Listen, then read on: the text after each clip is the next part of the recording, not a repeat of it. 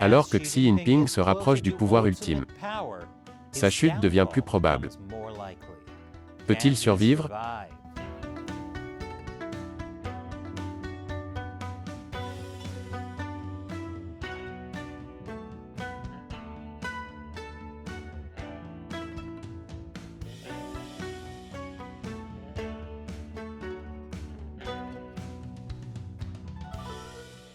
Bienvenue à Chine non censurée. Je suis Chris Chappell. Chut, c'est l'heure du feuilleton communiste préféré de tous, Hostilité générale. Précédemment, dans Hostilité générale. La Chine est en confinement. Et la seule chose plus impossible à atteindre que zéro Covid, est zéro lutte de pouvoir. Le leader chinois Xi Jinping doit gagner l'ultime combat à la vie ou à la mort contre ses ennemis. Mais alors que la victoire est à portée de main, Xi doit soudainement faire face à un ennemi encore plus mortel, un anévrisme cérébral. Ce n'est pas une mauvaise écriture, c'est une vraie rumeur qui s'est répandue. C'est en plus des rumeurs d'un coup d'État déclenché par les confinements de Covid. Oui, alors que nous approchons de la fin de cette saison d'hostilité générale, tous les coups du feuilleton sont joués. Je ne peux pas attendre la révélation du jumeau maléfique de Xi, qui s'avère être en fait l'ennemi juré de Xi, Jiang Zemin, qui est possédé par le diable. Les intrigues de ce feuilleton d'opéra sont folles. J'adore ça. Ce que j'espère vraiment, c'est que les 70 dernières années en Chine ne soient qu'un cauchemar.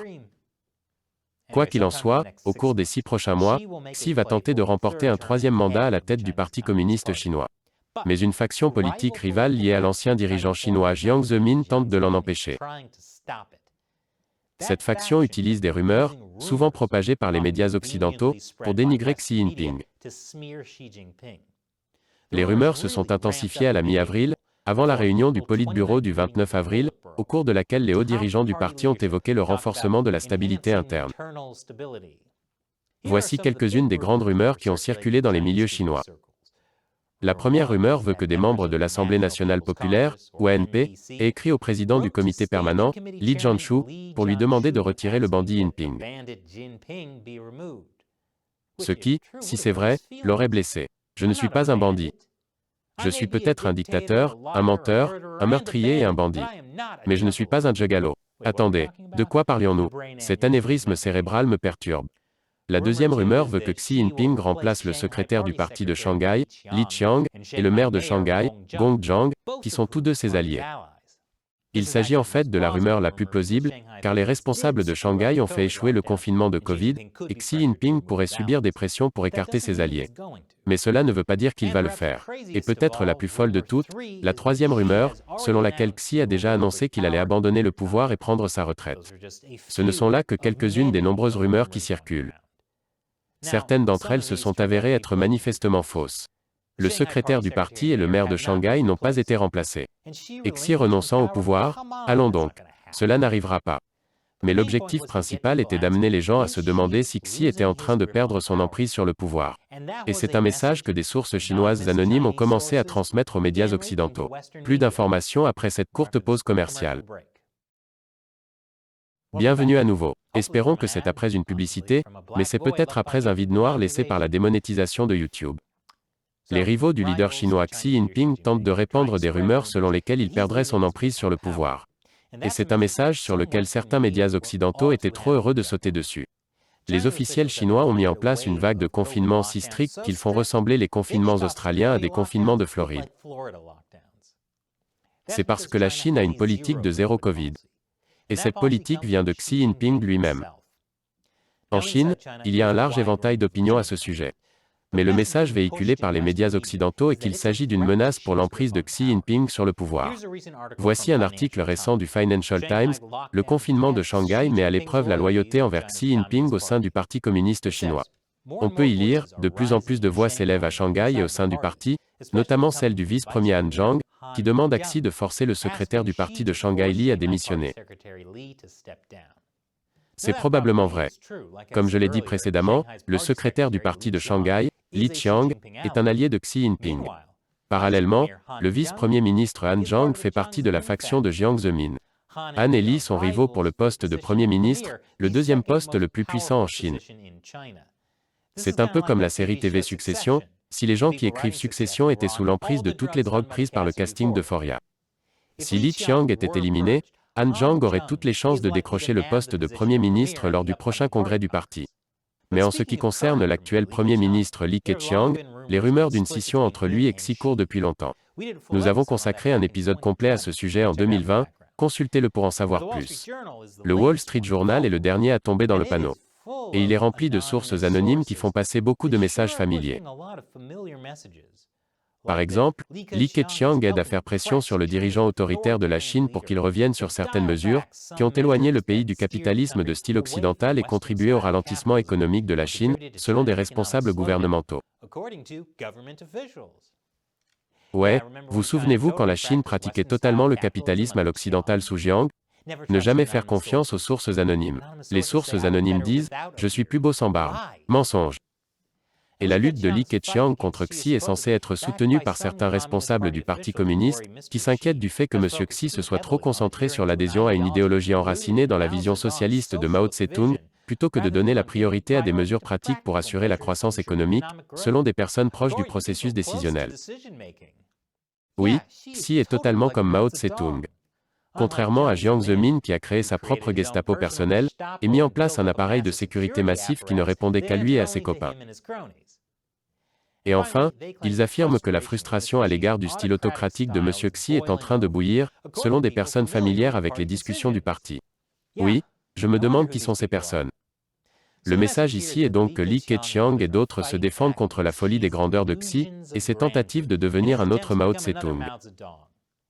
Cependant, selon Sino Insider, une société de conseil sur les risques politiques en Chine, enlevé le cadre, et rien dans le rapport du journal n'indique quoi que ce soit qui sorte de l'ordinaire. En fait, Li Keqiang, en tant que Premier ministre, responsable de l'économie chinoise, a pris des décisions de politique économique. Ces décisions constituent un changement par rapport à la politique économique antérieure. Mais ces changements doivent être soutenus par Xi, sinon ils n'auraient pas vu le jour. Dit autrement, l'article du journal confirme en fait que Li a fait son travail et qu'à son tour, Xi est suffisamment pragmatique pour changer de politique lorsque cela est nécessaire. Pour l'essentiel, ces sources chinoises anonymes se jouent des préjugés des médias occidentaux. Vous voyez, il y a un problème en Occident. Beaucoup de gens pensent que Xi Jinping est le méchant. Et ne vous méprenez pas, ce type n'est pas exactement Monsieur Rayon de Soleil. J'ai gagné ma vie en le signalant. Mais le plus gros problème est le Parti communiste chinois lui-même. Il a toujours commis des génocides et des nettoyages ethniques, et fait la guerre à l'Occident. Cela s'est passé bien avant que Xi Jinping n'arrive au pouvoir. Penser que Xi Jinping est le vrai problème, c'est comme aller voir un ventriloque et se fâcher contre la marionnette. Mais, avant Xi Jinping, il était plus facile pour certains hommes d'affaires et politiciens occidentaux de gagner beaucoup d'argent en Chine. Et ils s'imaginent qu'il suffit de se débarrasser de Xi Jinping pour que les choses reviennent au bon vieux temps, où ils pouvaient gagner de l'argent plus facilement. C'était l'idée principale du télégramme plus long. Il s'agissait d'un rapport anonyme de l'Atlantic Council, un prestigieux groupe de réflexion. Et il a été écrit par un ancien haut fonctionnaire du gouvernement ayant une grande expertise et une grande expérience des relations avec la Chine. Encore des sources anonymes. On l'appelle le télégramme plus long parce que cet auteur anonyme veut comparer son rapport au long télégramme, un véritable télégramme envoyé par George Kennan, un diplomate américain à Moscou, au département d'État en 1946. Le long télégramme prévoyait essentiellement ce que l'Union soviétique allait faire pendant la guerre froide, et exposait ce qui est devenu la politique américaine pour y faire face. Il est donc clair que l'auteur du télégramme plus long espère occuper une place similaire dans l'histoire. Je ne dis pas que tout dans le télégramme plus long est faux. Mais l'auteur dit clairement que s'opposer au Parti communiste chinois dans son ensemble est une erreur. Et que l'objectif des États-Unis devrait être de revenir au Parti communiste d'avant Xi Jinping. Vous savez, le bon vieux temps. Il y a donc clairement des élites occidentales qui pensent que Xi Jinping est un problème, mais que le Parti communiste chinois est tout simplement parfait. C'est là qu'interviennent toutes ces rumeurs folles sur Xi. Selon Sino Insider, en diffusant des rumeurs politiques ouvertement anti-Xi dans la presse étrangère, les personnes au fait de la prise de décision pourraient également chercher à signaler à la foule étrangère anti-Xi, mais pas anti-CCP qu'il existe actuellement une très forte opposition à Xi au sein du parti, et que le moment est venu de se mobiliser et de coordonner les actions contre le leadership de Xi.